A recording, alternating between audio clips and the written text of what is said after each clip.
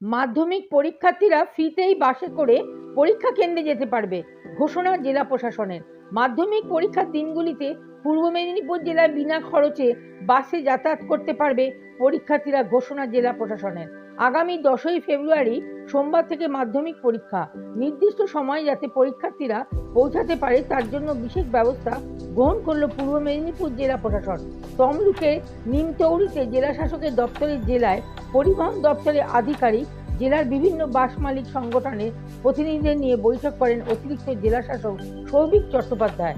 মাধ্যমিক পরীক্ষার্থীরা যাতে সুষ্ঠুভাবে সঠিক সময়ে পরীক্ষা কেন্দ্রে পৌঁছায় তার জন্য একদিকে সিদ্ধান্ত গ্রহণ করা হয়েছে। সমস্ত বাস পরিষেবা যেমন ফ্রি ঘোষণা করা হয়েছে, তেমনি রাস্তায় যানজট যুক্ত রাখতে পরীক্ষা শুরু ও শেষের 1 ঘন্টা আগে ভারী যানবাহন নিয়ন্ত্রণ ও সুন্দর ট্রাফিক সিগন্যাল পরিষেবার ব্যবস্থা করা হবে। রিপোর্টে শাশ্বতী চ্যাটার্জি, টার্গেট নিউজ, পূর্ব মেদিনীপুর।